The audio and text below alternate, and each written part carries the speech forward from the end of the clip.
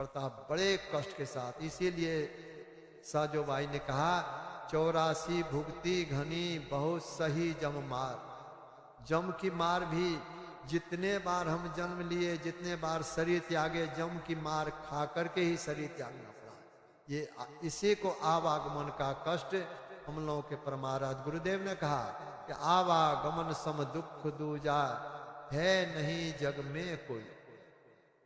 इस तरह ये आवागमन के कष्ट को हम लोग हो गए हैं सृष्टि के आदि काल से। इतना कष्ट भोगने के पश्चात जब बहुत बहुत कष्ट का भोग भोगता है जीव, तब भगवान ईश्वर परमात्मा जीव पर दया करके, करुणा करके उसको मनुष्य का शरीर दे देते हैं। मनुष्य का शरीर इसलिए देते हैं, इस शरीर में इस आवागमन के चक्र से, दुखों से निवृत्त होने के लिए प्रयत्न किया जा सकता है। और इसी शरीर में मार्ग भी परमात्मा ने बना दिया है आराम से निकलने का। केवल बाहर में जो दुख का मार्ग है, 9 द्वार है, यही नहीं, इसके अंदर में गुप्त मार्ग है और आराम से निकलने का मार्ग है, और सभी के अंदर वह मार्ग है।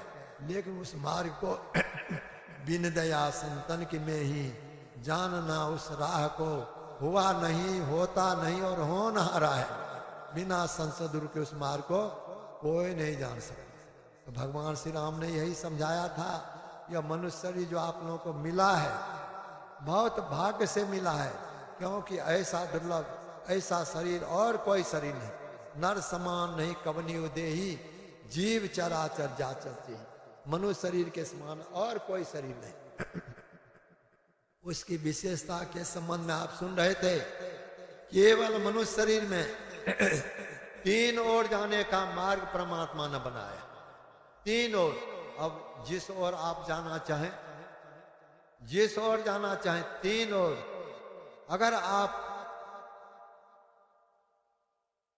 चाहते हैं कि शरीर छूटने के बाद हम स्वर्ग जाएं, तो स्वर्ग में जाने के लिए भी शरीर में मार्ग है। लेकिन जो और अगर कोई चाहते हैं कि परमात्मा के धाम में पहुंच जाएं, परमात्मा के धाम में जाने के लिए मार्ग बना हुआ है। जो इसको नहीं मानते, जो ईश्वर परमात्मा को नहीं मानते, स्वर्ग की भी बात को नहीं मानते, ऐसा कहने वाले बहुत लोग अभी भी हैं। लोग कहते हैं स्वर्ग नरक कहाँ पर है। ये सब गलत बात है। जो कुछ भी है इसी संसार में, ऐसे लोग खुले आम पाप कर्म में प्रवृत्त रहते हैं, पाप कर्म करते रहते हैं। उसके लिए नरक का रास्ता बना हुआ है। और उसके पहचान के लिए किस रास्ते पर, अभी किस मार्ग पर हम हैं, वर्तमान समय में हम किस मार्ग पर हैं। 3 रास्ता हमारे अंदर है, लेकिन इस समय हम किस मार्ग में हैं। आपने सुना, जब तक आंख बंद करने पर अंधकार मालूम पड़ता है, तब तक हम नरक के रास्ते पर खड़े हैं। इस रास्ते पर जैसे किसी सड़क पर कोई है, वह सड़क जहां जाएगा वहीं पहुंचे। तो अगर अंधकार हमारे अंदर है, आंख बंद करने पर अंधकार मालूम पड़ता है, तो यह रास्ता नरक में जाने के लिए। लेकिन अगर संत सदगुरु की युक्ति के अनुसार हम साधन भजन करके अपने आप को अंधकार के घेरे से निकाल लिए हैं, अपने अंदर में प्रकाश मालूम पड़ता है, निश्चित रूप से तब ये हम स्वर्ग के रास्ते पर हैं। लेकिन स्वर्ग का रास्ता भी, स्वर्ग में जाकर के अवश्य सुख होता है, नरक में दुख होता है, स्वर्ग में सुख होता है। लेकिन दोनों संसार चक्र में घुमाने वाला है, इससे मुक्ति नहीं मिलती, आवागमन का चक्र नहीं छूटता। और स्वर्ग सुख के साथ भी आपदा लगी रहती है, दुख लगा रहता है। तीसरा मार्ग परमात्मा के धाम में जाने का है, जहां जाने पर फिर ये दुखमय संसार में आना नहीं पड़ता। तो हम इस समय किस मार्ग पर हैं? संत महापुरुष कहते हैं, अगर अपने अंदर में परमात्मा की पुकार तुम सुन रहे हो, जैसे हम लोग अपने घर में अपने संबंधी की पुकार को सुनते हैं। बच्चा कोई खेलने लगता है, खेलता रहता है, अगर उनके पिता उनको पुकारते हैं, घर से माता पुकारती हैं, तो उनकी पुकार को सुन करके बच्चा खेलना छोड़ करके उनके पास पहुंच जाता है। ठीक उसी तरह से हम लोग परमात्मा की संतान हैं, परमात्मा की पुकार हो रही है। क्यों पुकार रहे हैं? इसलिए कि हम ये दुखमय संसार में आ गए हैं, शरीर के घेरे में आ गए हैं, शरीर रूप कारागार में पड़े हुए हैं। वे कहते हैं कि शरीर के अंदर रास्ता है, इसी रास्ते से तुम मेरी गोद में आ जाओ। उनकी पुकार हो रही है। उनकी पुकार को जो अपने अंदर में सुनते हैं, तो उसके सहारे वे परमात्मा के धाम में, ये मोक्ष में जाने का रास्ता, 3 तरह का रास्ता बना हुआ है सभी के अंदर, सबके अंदर। अब जिस ओर आप जाना चाहें, जिस ओर जाना चाहें उसके लिए संत महापुरुष कहते हैं कि लोगों, अंधकार में जब तक रहोगे तब तक भूलें होती रहेगी।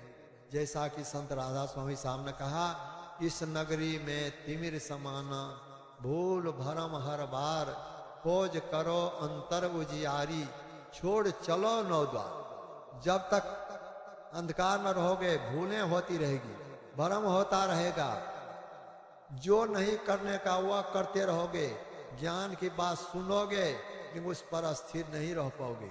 इसलिए करो क्या? खोज करो अंतर उजियारी, अपने अंदर में प्रकाश है, उसकी खोज करो।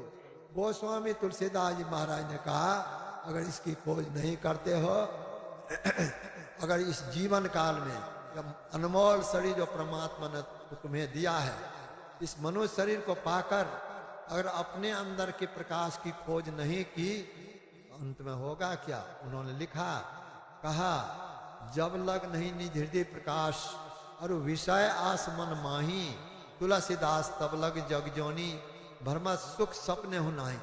जब तक अपने अंदर में प्रकाश नहीं हो जाता, तब तक विषयों की आशा नहीं छूटती। विषय कैसा है? हम लोग रोज पाठ करते हैं कि अंधकार में रहने के कारण जब तक अंधकार में जीव पड़ा हुआ रहता है, तब तक यह विषय भ्रम बस सुखदायक मालूम पड़ता है। मृग बारी सम सभी प्रपंचन, विषय सब दुख रूप है। मृग तृष्णा के जल के समान, सर्वथा असत्य, लेकिन असत्य होते हुए भी यह दुख देने वाला होता है। जैसे स्वप्न का दृश्य है असत्य, लेकिन स्वप्न के दृश्य को देख करके लोग भयभीत हो जाते हैं। जैसे कोई स्वप्न देख रहे हैं कि एक विशाल शरीर वाला हाथी दौड़ता हुआ आ रहा है, हमको सूंड से लपेट करके चापने के लिए, मारने के लिए। अब ऐसा अगर देखेंगे तो स्वाभाविक लोग भयभीत हो जाते हैं, भागना चाहते हैं। स्वप्न में ऐसा देख रहे हैं कि हाथी दौड़ता हुआ आ रहा है, स्वप्न में देखने में आता है, लेकिन जग जाने पर वह सत्य नहीं रहता। जग जाने पर सत्य नहीं रहता, लेकिन जब तक स्वप्न देख रहा था तब तक क्या दुख नहीं हुआ? ठीक उसी तरह से अभी जो तुम इंद्रियों के द्वारा जो कुछ भी ग्रहण करते हो, यह इंद्रिय का विषय है। यह विषय कैसा? मृग तृष्णा के जल के समान सर्वथा असत्य है और दुख देने वाला। मृग बारी सम सभी प्रपंचन, विषय सब दुख रूप है। सब विषयों का भोग गुरु कहते हैं, रोग करा देते वियोग। इस बात को कहते कौन? संत महापुरुष इसका यह कहते हैं, यह सुखदायक नहीं है। लेकिन जब तक अंधकार में रहेंगे तब तक यह इस भ्रम का निवारण नहीं हो सकता। तब तक इसी ओर दौड़ते रहेंगे। जैसे फतिंगा रात के समय जलती हुई आग को, धधकती हुई आग को देखकर उस ओर उड़ करके उसमें कूदना चाहता है, कूद पड़ता है।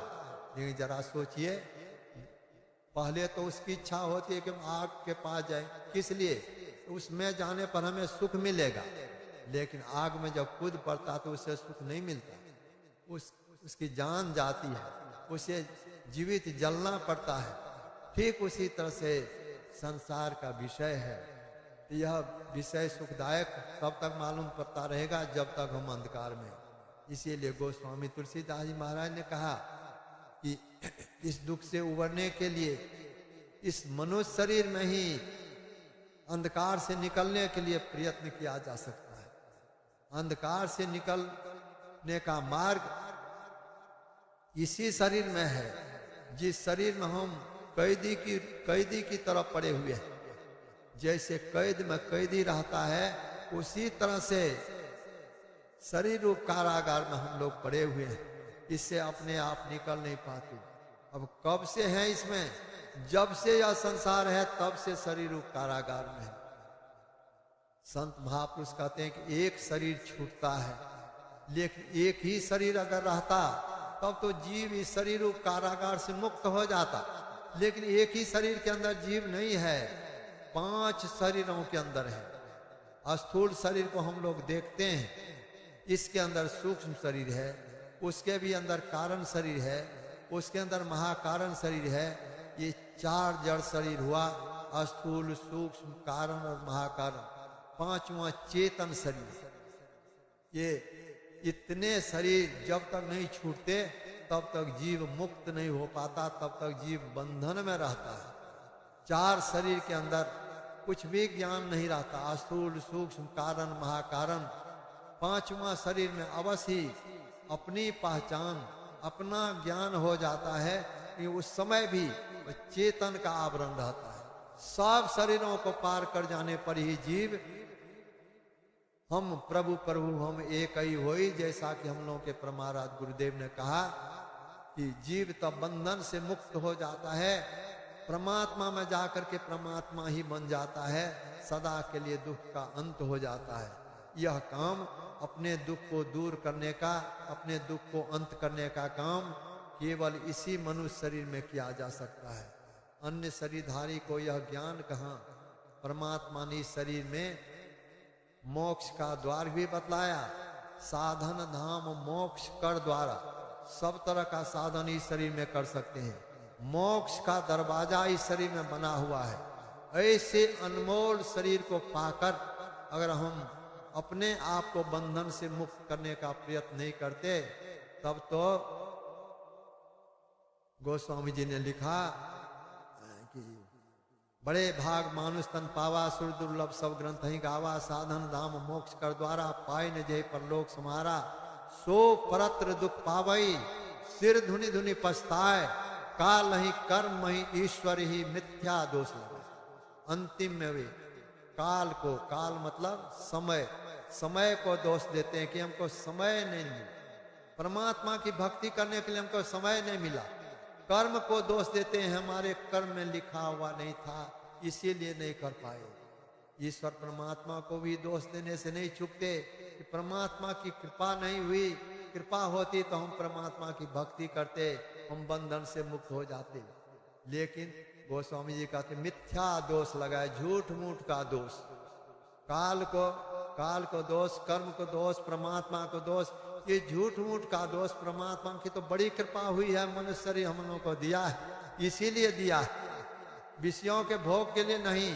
भगवान श्री राम ने अपने उपदेश के क्रम में कहा था कि यही तन कर फल विषय न भाई, अपने राज्य के लोगों को, जबकि भगवान श्री राम के राजत्व काल में सबके सब भाव सुख की हालत में थे, लेकिन भगवान श्री राम ने सोचा शरीर तो एक दिन छूटेगा, सबका छूटता है, जिसका जन्म होता है एक न एक दिन शरीर सबका छूटता है। हमारे राज्य में जितने लोग हैं इन सब का भी शरीर छूटेगा। इस समय अवश्य ही लोग भौतिक सुख के साधनों से संपन्न हैं, किसी को किसी तरह का अभाव नहीं है, लेकिन शरीर छूटेगा। शरीर छूटने के बाद यह दुख में नहीं जाएं, इसीलिए उनका उपदेश हुआ था। उन्होंने इसीलिए कहा था कि जिस उद्देश्य से, जिसके लिए परमात्मा ने यह मनुष्य शरीर दिया है, उस काम को करो। किसके लिए दिया? गोस्वामी तुलसीदास जी महाराज ने रामचरितमानस में लिखा, दे धरे कर यही फल भाई, भजिए राम सब काम बिहाई। यह मनुष्य शरीर जो मिला है परमात्मा की भक्ति करने के लिए। किस तरह से भक्ति करने के लिए? भजिए राम सब काम बिहाई। काम बिहाई, लोग इसका दूसरे तरह से अर्थ करते हैं। काम को केवल काम धना ही नहीं, अगर इसका हम अर्थ ऐसा करें कि सब काम धना को छोड़ करके परमात्मा की भक्ति करो, क्या ऐसा संभव हो सकता है? अगर कोई छोड़ भी दे तो छोड़ देंगे, भले काम धना छोड़ दे, लेकिन भोजन नहीं छोड़ सकते। भोजन के बिना रह नहीं सकते। भोजन चाहिए, वस्त्र चाहिए, रहने के लिए घर चाहिए। यह कहाँ से आवेगा? हमारे पिताजी हैं, माताजी हैं, उनका बहुत बहुत उपकार है। इस समय हमारा धर्म होता है कि हम उनकी सेवा करें, उनको भोजन दें, वस्त्र दें, सब तरह की सेवा करें। यह कहाँ से आवेगा? काम धना छोड़ देंगे तो यह कहाँ से आवेगा? संत लोग काम धना छोड़ने के लिए नहीं कहते, बल्कि गोस्वामी जी ने तो कहा, कर से कर्म करो विधि नाना, चित राखो जहाँ कृपा निधान। कहा कि परमात्मा ने तुम्हें हाथ दिया है, केवल मनुष्य को हाथ दिया है, हाथ कर्म करने के लिए है। कहा कर्म करने के लिए हाथ दिया है, इस हाथ से तुम कर्म करो। कर से कर्म करो विधि नाना, अनेक तरह का कर्म अपने भरण पोषण के लिए, अपने परिवार के लोगों का भरण पोषण के लिए जो काम हो धर्म पूर्वक करते रहो। अपने कर्तव्य कर्म का पालन करते रहो, लेकिन अपने ख्याल को परमात्मा की ओर लगा करके रखो। कर से कर्म करो विधि नाना, चित राखो जहाँ कृपा निधान। अब कहेंगे कि यहाँ पर कहते हैं कि हाथ से काम करते रहो, और गोस्वामी जी ने कहा कि भजिए राम सब काम विहाई, सब काम धना छोड़ करके। संत लोग कहते हैं काम धना छोड़ करके नहीं। ये काम का अर्थ केवल काम धना ही नहीं होता। संत कबीर साहब ने कहा, काम काम सब कोई कहे, काम न चीन्हे कोई, जेती मन की कल्पना काम कहावे सो। काम काम लोग कहते हैं, लेकिन काम धना को ही काम नहीं कहते। मन में जितने प्रकार की इच्छाएं उत्पन्न होती है, जितने तरह का मन में संकल्प विकल्प होता रहता है, इन सब को संत महापुरुषों ने कहा कामना, इच्छा का, इन इच्छाओं को, इन चिंतन को, इसको छोड़ करके केवल परमात्मा की ओर अपने ख्याल को जोड़ करके रखो। इसी में इस मानव तन की सार्थकता है।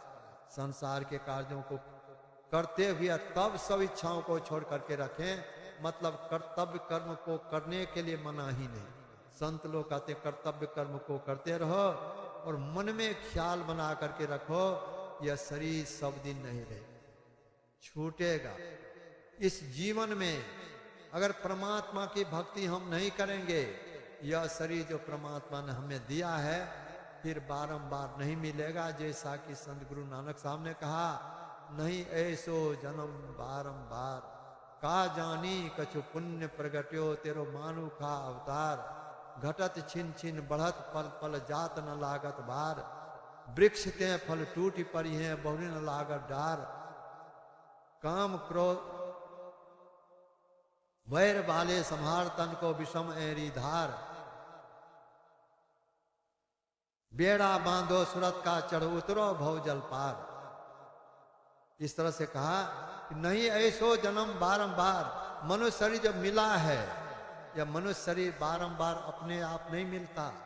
ऐसा मत सोचें कि मनुष्य का बच्चा, या अभी मनुष्य शरीर है तो फिर हमारा शरीर छूटने पर हमें मनुष्य का शरीर ही मिलेगा, ऐसा होना संभव नहीं होता।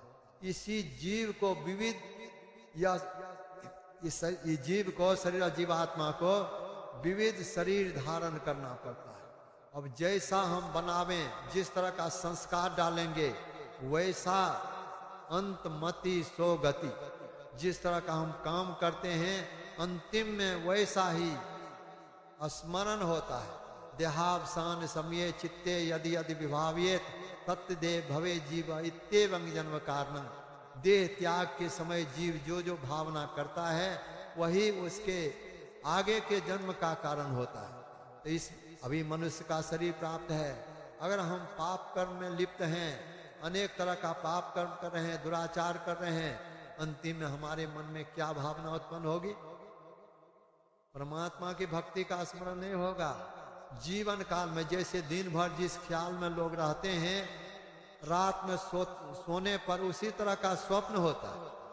अच्छे ख्याल में रहते हैं तो स्वप्न अच्छा होता है, अगर बुरा चिंतन करते सोते समय तो स्वप्न भी बुरा होता है। ठीक उसी तरह से जीवन भर जिस ख्याल में लोग रहते हैं, अंतिम समय में शरीर छूटने के समय वैसा ही होता है।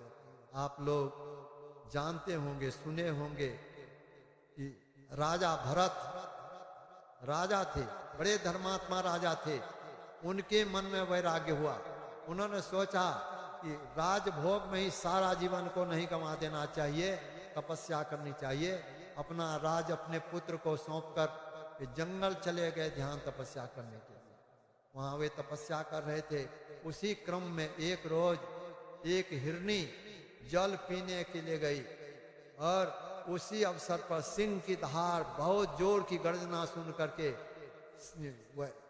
हिरनी भयभीत होकर के जो फांदी, उसके पेट में जो बच्चा था वह डर फांदने के कारण वह गिर गया। उसके पेट से पानी पर बहने लगा। हिरनी तो भाग गई डर से, बच्चा पानी पर तैर रहा था। राजा भरत जो तपस्वी के रूप में वहां पर जंगल में थे, उन्होंने देखा, बड़ी दया आ गई। वह उसको उठा करके ले आए, अपनी कुटी पर ले आए, उसको पालने लगे। एक रोज ऐसा हुआ, अब उस राजा भरत को उस बच्चा से बहुत स्नेह हो गया। अब वह उस हिरण के बच्चा को भी राजा भरत से बहुत प्रेम, वह उनके पास आकर के उनके जांघ पर लेट जाए। राजा भरत को बहुत अच्छा लगा। अपना परिवार तो छोड़ करके आए थे, कोई तो वहां पर था नहीं, केवल हिरण का बच्चा। उसी से इतना अधिक प्रेम हो गया, इतना अधिक स्नेह हो गया। एक रोज ऐसा हुआ कि जंगल से कुछ हिरण का झुंड आ गया। उसी झुंड में मिलकर के वह बच्चा भाग गया। अब राजा भरत को मन नहीं लगने, उसी हिरण की याद हमेशा आने लगी। उसी क्रम में उनका शरीर छूट गया। और शरीर जब छूट गया तो अंतिम समय में वैसा स्मरण हो जाने के कारण, अंतिम समय में हिरण के बच्चा का स्मरण हो जाने के कारण उसका जन्म हुआ हिरण के पेट से। इसीलिए कहा गया अंतमति सो गति। तो अंतिम में क्या ख्याल होगा? जब हम जीवन भर इस ख्याल में रहेंगे, परमात्मा की भक्ति करते रहेंगे, सुमरन ध्यान करते रहेंगे, तब तो अवश्य ही अंतिम समय में हमें यह ख्याल आवेगा, आगे का जीवन मनुष्य का शरीर मिलेगा। अगर इसके विपरीत केवल हम संसार के भोगों को भोगने में लगे हैं, यह भोग तो सब शरीर में हम भोगे हैं। विषयों का भोग, गाय भैंस कुत्ता बिल्ली घोड़ा गधा, सभी शरीरों में हम विषयों के भोग को भोगे हैं। अगर उसी में यह जीवन, अनमोल जीवन समाप्त हो गया, लड़ने झगड़ने, उठा पटक, मार पीट, लड़ाई झगड़ा, इसी में जीवन अनमोल शरीर समाप्त हो गया, अंतिम समय में क्या स्मरण आवेगा? तब नहीं ऐसो जन्म बारंबार। गुरु नानक साहब ने कहा मनुष्य शरीर मिला, लेकिन जिस उद्देश्य से, जिस कार्य के लिए मनुष्य शरीर परमात्मा ने दिया है, उस कार्य को नहीं किया तो नहीं ऐसो जन्म बारंबार, फिर मनुष्य शरीर नहीं मिलेगा। किस शरीर में जाएंगे कोई ठिकाना नहीं। इसी घर में अगर अन्य जीव जंतु के रूप में जन्म लेंगे तो ज्ञान नहीं रहेगा, कोई नहीं, न हम जान सकेंगे न हमारे परिवार के लोग जान सकेंगे। मेरे पिताजी ही इसी घर में अन्न शरीर धर करके जन्म लिया है, किसी को जानकारी नहीं। फिर कब उस शरीर से छूटना होगा, क्योंकि 84 लाख किस्म का शरीर एक बार गिर जाने पर तुरंत उससे उबरना संभव नहीं होता। इस तरह से तो बहुतों बार 84 लाख योनियों में हम लोग घूमे हैं। परमात्मा की कृपा से मनुष्य का शरीर हम लोग को मिला है। संत कवि साहब ने कहा, 184 भरम के पांव पर अटके आए, अब की पासा ना परा फिर 84 जा। 84 लाख योनियों में बहुत बहुत कष्ट का भोगने के पश्चात परमात्मा ने कृपा करके मनुष्य का शरीर दिया। जिस कार्य के लिए परमात्मा ने मनुष्य का शरीर दिया है, उस कार्य को अगर नहीं किया, वैसे ही शरीर छूट गया संसार के कार्यों में, संसार के भोगों को भोगने में। तब गोस्वामी तुलसीदास जी महाराज ने कहा, लाभ कहा मानुष तन पाए। तब मनुष्य शरीर प्राप्त करने का क्या लाभ मिला? इसीलिए भगवान श्री राम ने सबको समझाया था, अनमोल शरीर है, एक तो परमात्मा ने यह मनुष्य शरीर दिया, और यह शरीर संसार सागर को पार करने के लिए नाव है। जैसे नाव नहीं रहे तो पार नहीं जा सकता, ठीक उसी तरह से या मनुष्य शरीर अगर नहीं रहे तो परमात्मा की भक्ति करके इस संसार सागर से कोई पार नहीं हो सकते।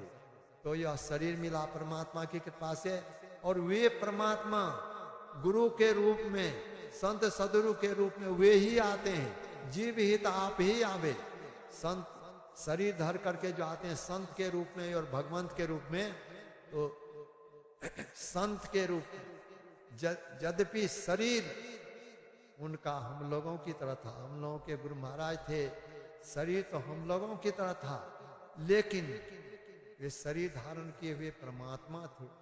गोस्वामी तुलसीदास जी महाराज ने इसीलिए उनकी वंदना की, वंदो गुरु पद कंज कृपा सिंधु नर रूप हरि।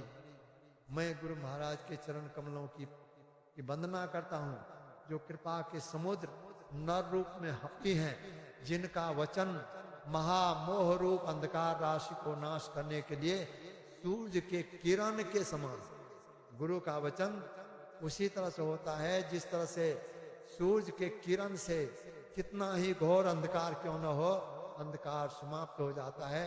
उसी तरह से संत महापुरुष का वचन अज्ञान अंधकार को दूर करने के लिए। ये मनुष्य शरीर की उपयोगिता के संबंध में कहा गया।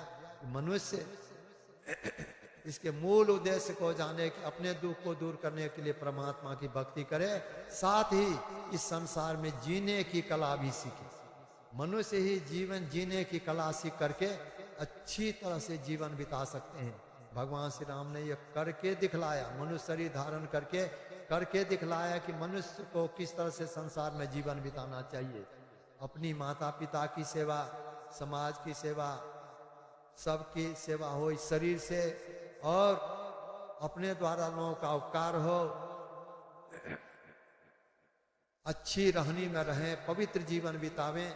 ये मनुष्य शरीर में ही यह सब काम हो सकता है। भगवान श्री राम ने हम लोगों के सामने नमूना रखा, दिखलाया। मनुष्य शरीर धारण करने का उनका एकमात्र यही उद्देश्य था कि मनुष्य को किस तरह से संसार में बन करके रहना चाहिए, किस तरह का जीवन बिताना चाहिए, यह करके दिखलाया। यह नमूना हम लोग के लिए ग्रहण के योग्य है। हम लोग उनके बतलाए मार्ग, उनके नमूना को भी देखें और उनके बतलाए मार्ग पर चलें। हम लोगों का ही लोक दोनों उत्तम बनेगा। दोनों